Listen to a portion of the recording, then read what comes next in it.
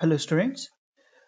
In the previous lecture, we were looking at the term performance, what it means and how we can measure performance, and in doing so, how we can compare different computers and make any inference on that. In addition, we were also looking at some hints on how we can improve the performance of the computer. In this lecture, we are going to look at some of the uh, trend setting challenges that have governed many of the designs in the computer architecture, popularly called as walls. Okay, so there are three walls of computer architecture. Like I mentioned, many of the architectural designs and optimizations that we see today are heavily influenced by these walls. Now, these walls are hindrances, challenges that these designs or optimizations try to address. Many of the currently commercial processors that are available in the market have addressed these walls in one way or another, but they were never fully able to break them.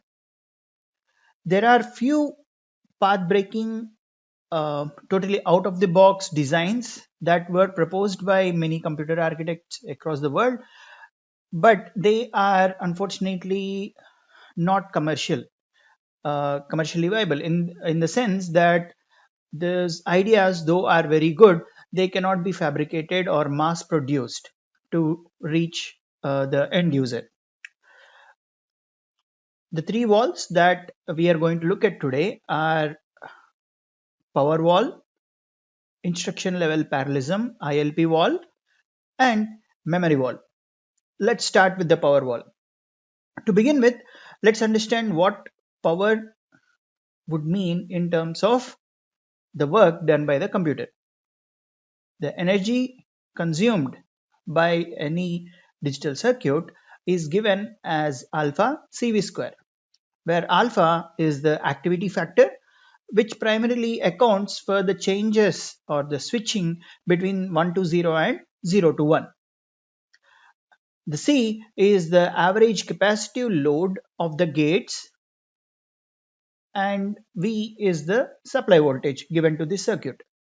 Now, if you want to measure the power, it would be alpha CV square times F, where F is the frequency at which the switch is happening.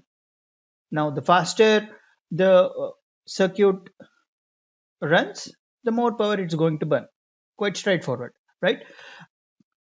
At this juncture, I would also like to introduce you all to what's popularly called as Dennard's scaling.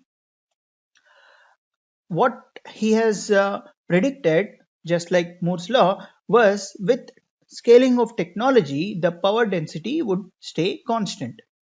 What do we mean by power density? It is basically the power that has been dissipated in a unit area. Now let's try to understand this a little. Let's consider 1 mm cross 1 mm, a small square, and let's say there were 100 transistors earlier, and with technology scaling we were able to integrate 200 transistors in the same area, right? That's what Moore's law is predicting. What Dennard scaling in addition says that is the power consumed or dissipated by these 100 transistors will be more or less equal to the power consumed or dissipated by the 200 transistors in the next technology node. I've given the reference to this statement. You can go through if you're interested.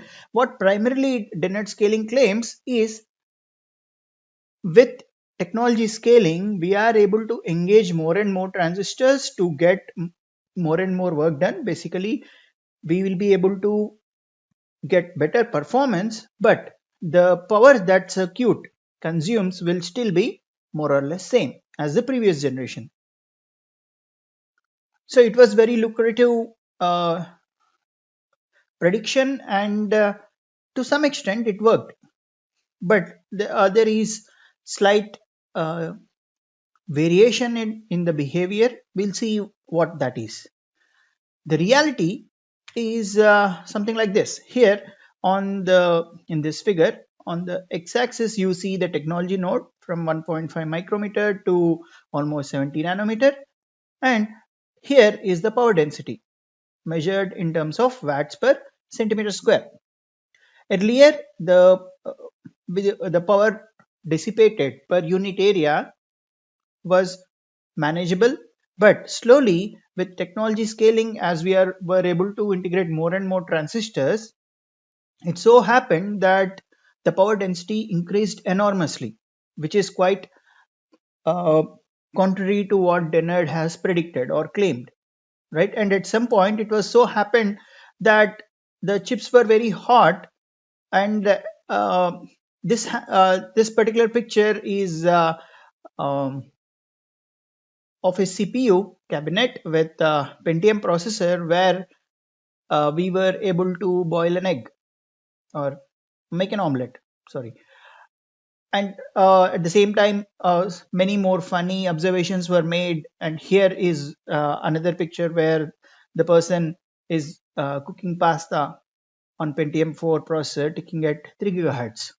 So the processor was dissipating so much power that the cooling system that was meant to cool the chip and make it work at normal temperature was failing.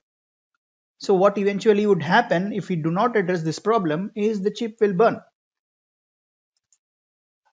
So if we think about what went wrong with the Dennett scaling, it broke down, and here is the reason why.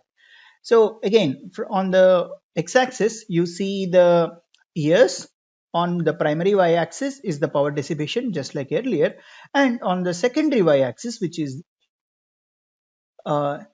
here, we see the gate length, or you can interpret that as technology node. So what Dennard scaling predicted was the power dissipated would still be same across generations. So that is the dark red line here. The dynamic power was still all more or less in the same range. It was not changing much. But the interesting thing that happened was with the decrease in the technology length, two other powers started surfacing and contributing to the overall power that was consumed. These are called leakage powers, and they were primarily contributed by two different leakage currents, the subthreshold leakage current and gate oxide leakage current. Now, when we look at the overall power, we need to add these leakage currents with the dynamic power, and that's what eventually gets dissipated. So, Dennard overlooked the leakage current or static current, and his prediction was holding only to the dynamic power. So here is another figure in the paper which is cited in the slide with technology scaling on x-axis. Now we are even more aggressive because right at 2021 we have 7 nanometer chips.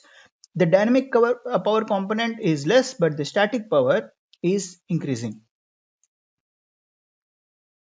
The total power that is consumed and dissipated is equal to dynamic power plus static power. With technology scaling, though the dynamic power was still within the limits because the voltage also drops, the static power started dominating the overall power consumption, primarily because of increase in the leakage current. Now, on a layman term, I will just explain what leakage current would be. I hope all of you have gone through a basic semiconductors course. You have, let's consider a MOSFET. So we have a source terminal, drain terminal, and a gate. Right now, with technology scaling, the gap between the source and drain terminal will start to shrink. Now, even ideally, when the gate is on, only then the current is supposed to flow, or the electrons are supposed to move from source to drain or drain to source, right? But with the source and drain terminals coming so close to each other, it's so happening that some of the electrons are freely jumping from the source to drain or drain to source. That's called leakage current. We do not intend it. So the transistor, even though it is switching between on and off, still when it is off, we see some current flow. That's called subthreshold leakage current, and there is gate oxide leakage current, wherein there is some leakage from the gate oxide itself, right? These two are primarily primary culprits that have broke the Dennett scaling. The power dissipated by the chip is increasing, so the cooling system that needs to be built to dissipate this power was becoming a big overhead. This is the power wall, sorry.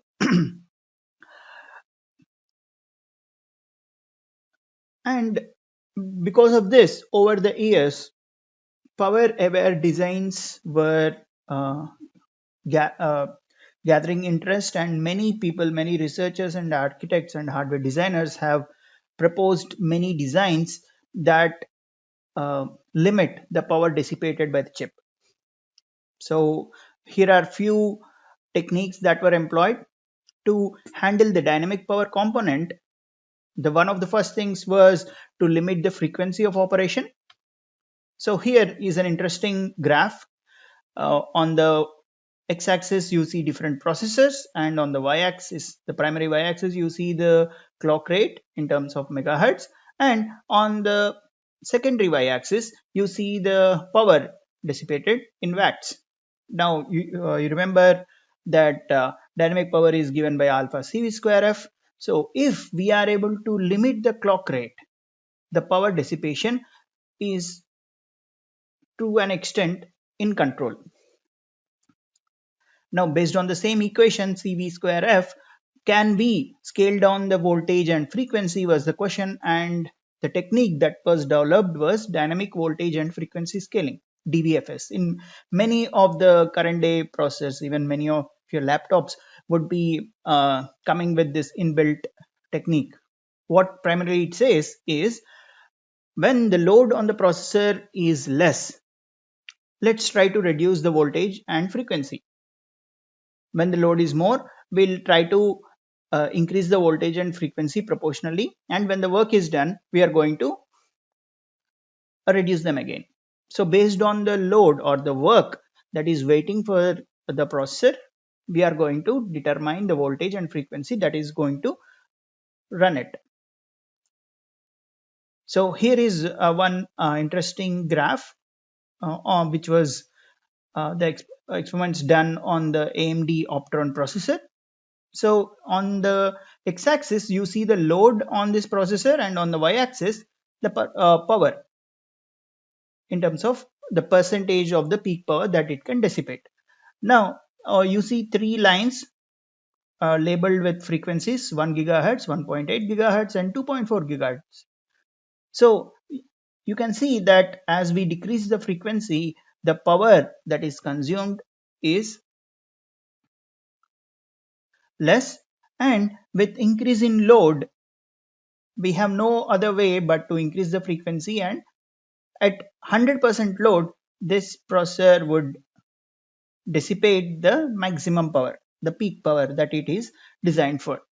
If the load is less, then we are going to run at lower frequency. And here are the savings in power that we observe because of the dynamic voltage and frequency scaling. Inbuilt to many chips and many modules within the chip are low power modules, which will help us to maintain the state but dissipate less power. And few other power aware designs are there, like clock gating. Now, to understand it quickly, if you remember a flip flop, at every positive or negative clock edge, the data needs to be given as the previous cycle's data is either retained or a new data is written into the flip flop, right? Now, if we restrict the positive and negative edges. What does that mean is instead of clock ticking at every 1 nanosecond, we'll make it tick at every 5 nanoseconds. It means that the flip-flop will switch only for once in every 5 nanoseconds. So accordingly, the power it dissipates would reduce. That's called clock gating. To handle static power, there is no other way but to switch off some circuits. That's called dark silicon era, popularly very much popular in the current day designs. What it means is even though we have billions of transistors on the chip, we cannot activate all of them at a time. We have to work very judiciously and pick only those logics on the chip that are currently useful and switch off all the other modules so that the power dissipated is still within limits. That's called power gating. So all these topics would be covered in a typical low power design course. That's it so happens that being covered by Dr. Neeraj this semester, right? Um, in this course, this is the only point I'm going to discuss about the power wall. Nothing beyond this. Moving on, we have the instruction level parallelism ILP wall. So here is another graph.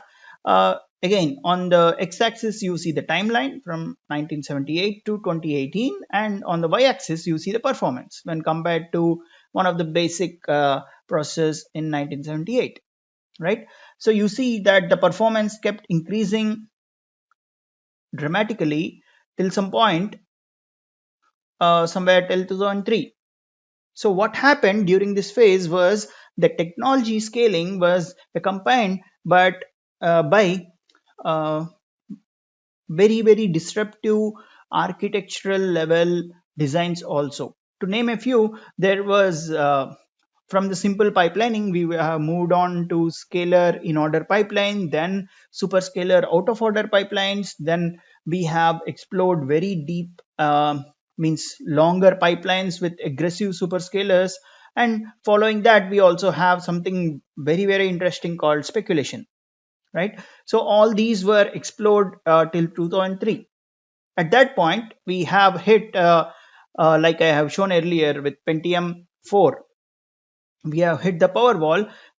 Beyond that, at the same point, it so happens that we also see a drop in the ILP, means the performance. Why is that? Is from whatever we have achieved with the deep superscalars with speculation, when we started scaling it, it was not showing up in the performance. One is because of the power consumption, we are not able to engage all the logic. Second is whenever we speculate, we spend a lot of time and energy to restore if the speculation has gone bad. And third one is law of diminishing returns. Let's say we have moved from 10 stage pipeline to 20 stage pipeline. We would ideally expect twice the performance, but that's not the case, right? So more and more transistors, even though they are available with technology scaling, they are not helpful if we are trying to include more and more logic onto a single core. So at this point, we have moved on from single core to multi-core architectures, right? It so happens that now when we are developing an application, inherently we think about parallelizing it and trying to run on multiple cores. This all began in 2003. Before that, parallelizing applications was a very specific task carried out only for scientific operations, but you can see what's happening now. Even a simple program, you try to parallelize it and run it on multiple cores to get the execution done faster, right? So it's the impact is so relevant now.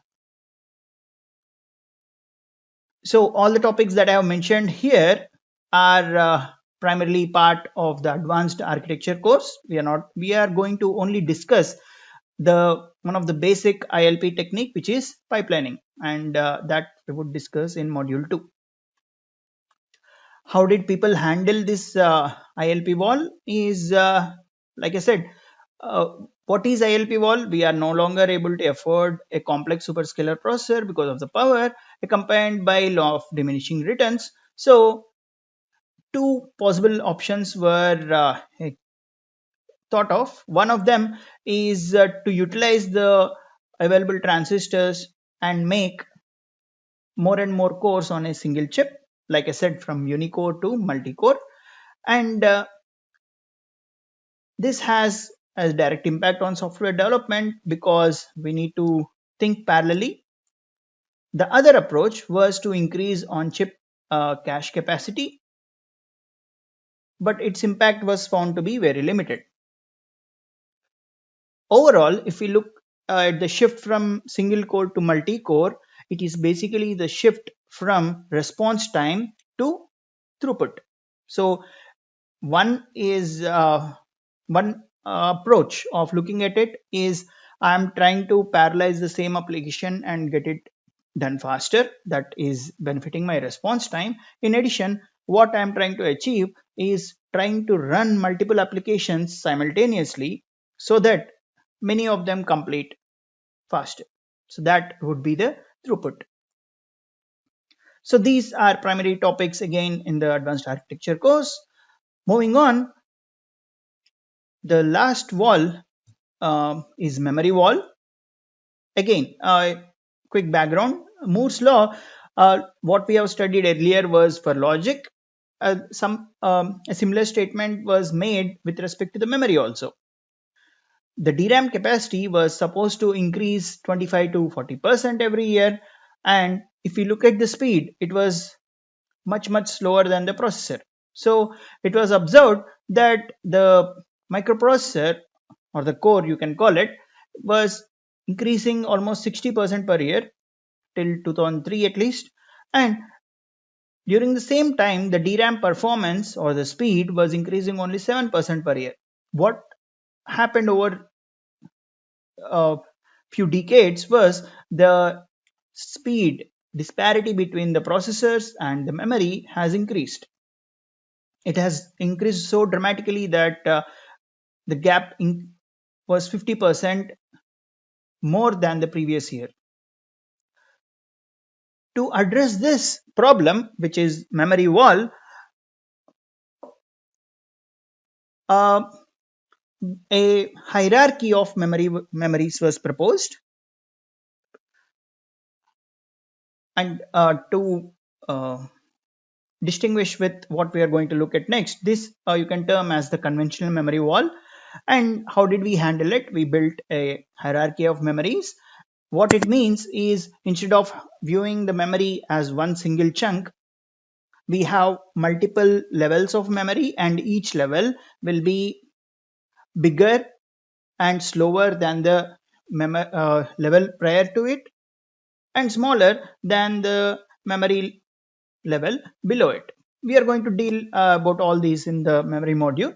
Here is just a very high level overview. At this moment, you can check all your mobile phones or laptops. You would see multiple levels of fast on-chip caches. 2 to 3 levels is very common. And we will also find in some of the sophisticated machines that we have not one level but more than one level memory, main memory levels. In the same way, some of the laptops would now come with uh, some portion of storage with SSD followed by a bigger hard disk. So that's what again is built on. It still comes under the hierarchy of memories. This whole hierarchy of memories works because what the applications exhibit, with, namely principle of locality. At this moment, I'm not going to dive in, but you can, for the time being, believe that it's something every application exhibits. So we are going to discuss more and more details of it in module 3. So with building a hierarchy of memories, did we really address the memory wall problem? Is it no longer a wall? Is it a problem? To some extent we did address, but we did not solve it completely. The reason being, memory wall has resurfaced. The hierarchy of memories worked for a few years, but there was a shift in the way the computing was done. We have already seen one, which is moving from single core to multi core architectures. Because of that, multiple applications would be running simultaneously, and each application would require its own data. So the hierarchy of memories, though we have built, uh, was still okay, but it's not so effective now. So I'll skip the finer points. These are just to state or give very high level picture of what's happening at the moment. So even with this ineffective caches and main memory, if we consider any of the microprocessors now, almost 40% area is still given to the caches. That is the moving from single core to multi-core was one reason. The other reason being that the nature of applications has changed. Earlier, the applications were very small, but now they are very big. In addition to that, we have applications which exhibit very uh, less locality. And if you remember, the entire memory hierarchy was built on principle of locality. Now, what if the applications are no longer exhibiting that locality? The entire hierarchy will uh, will be very ineffective, because every time the processor requests for data, we'll not find it in any of the lower levels. We need to go to the uh, storage and get the data. That will slow down our entire processing. Uh, the applications themselves have increased in size, and this has limited the effectiveness of the caches further. And the third point was, now we look at the if we typically look at any data center or grid computing kind of setup, the interconnections between the computing nodes, or even between the cores on a single chip, where the caches and memory are shared, etc., need to scale. So the bandwidth of these memory modules should also scale, so that multiple requests from these cores can be serviced simultaneously. That's the scaling problem. We have hit that. All these contributed to the what's called the modern memory wall, wherein we not only have a demand for faster data, but we also need bulk of such data to be available to us, the bandwidth issue. Okay, now how are architects handling these modern memory wall issues?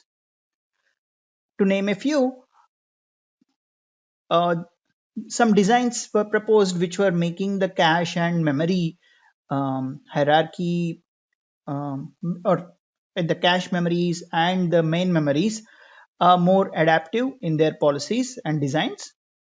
And a very different approach of in-memory computing or near-memory computing was proposed.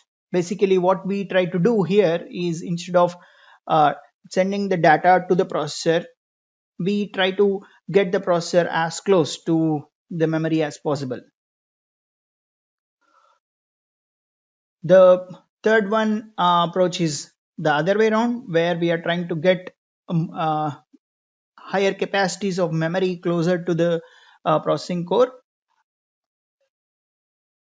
This has been supported or propelled by the fabrication technology becoming 3D. It means that will not only have an array of cells, rather we'll have such arrays of cells stacked one on top of another, so that we'll get bigger memories. They're called hybrid memory cubes, and another approach was high bandwidth memory. So all these are some approaches that people took to address the memory wall, and there are quite a few others. And many of these approaches you would study in the dedicated memory systems course, and it so happens that Dr. Shishendu is offering such a course in this semester. So We have wide variety of architecture courses that are being offered, and it so happens that all of them are happening simultaneously, each one addressing different wall of the architecture. Now, in addition to these popular walls, there are some other critical issues that are surfacing over the years. One of them is security. Now, building a circuit is one which works as fast as it can and which can burn less power and which takes less area. All these are the traditional challenges that we are looking at, but now if you add security aspect to it, we want the circuit to work the way we want, but not to leak any data to any other third party. So security aware designs are being aggressively looked at this moment, so that you can say as a new wall, a security wall. Okay. And there is like I mentioned, the scalability issues. How do we connect multiple such computing resources and get them working together? And accordingly, you will find many of the current processes equipped to handle these issues in addition to these conventional walls. Okay. With that, I will stop this lecture. Here is the reading assignment for all of you. Go through chapter 1, specific sections I have mentioned here: 1.1, 1.2, 1.5, 6, 7 and 8.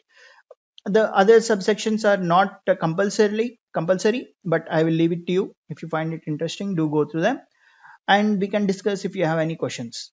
With that, we complete module 0. The next module 1 is where